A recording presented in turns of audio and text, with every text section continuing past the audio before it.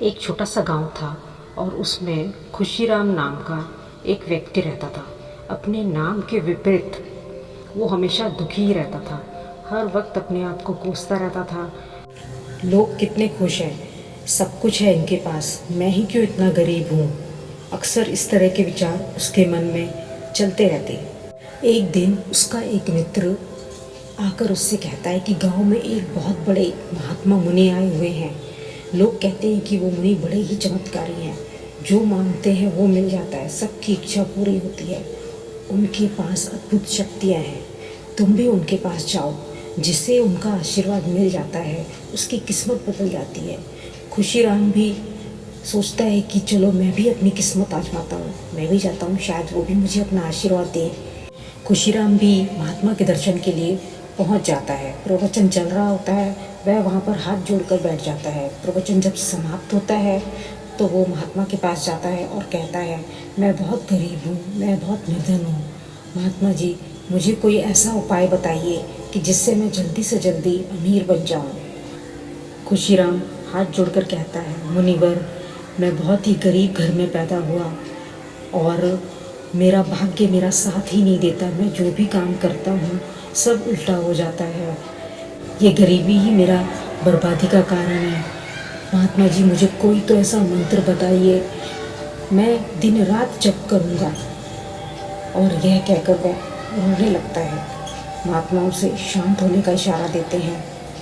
महात्मा उसे सिर से पैर तक देखते हैं। खुशीराम एक हुष्ट पुष्ट व्यक्ति था और वह उससे कहते हैं कि ठीक है, मेरे पास एक उपाय है, लेकिन शायद तुम कर नहीं पाओगे। वह कहता है, मैं अमीर बनने के लिए कुछ भी कर सकता हूँ, कृपया करके आप मुझे बताइए।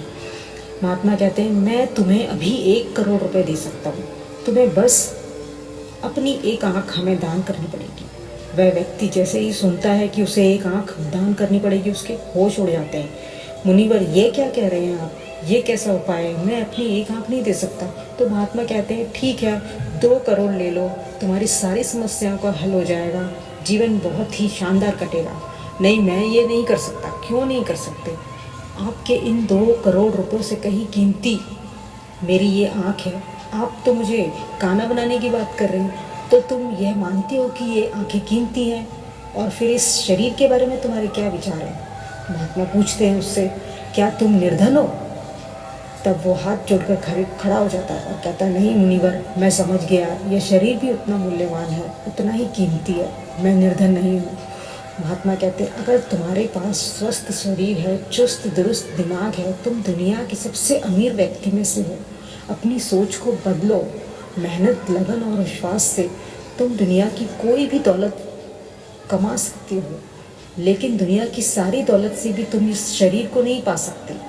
खुद पर ध्यान दो, लोगों पर मत ध्यान दो। दोस्तों, भगवान बुद्ध ने कहा है, ये जीवन बड़ा ही कीमती है।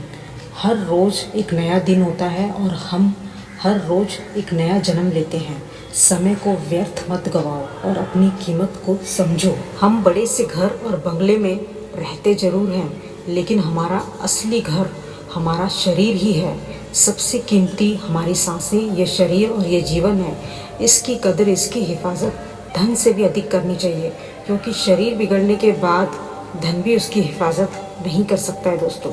और जिस भी काम को करो अपना पूरा 100% दो, इंटरेस्ट के साथ, पॉजिटिव एनर्जी और खुशी के साथ करें। पूरा समय दें, फोकस माइंड के साथ करें, सही दिशा में विश्वास के साथ काम करिए। देखिए सफलता कैसे नहीं मिलती। अमीर बनने के शॉर्टकट रास्ते मत अपनाइए।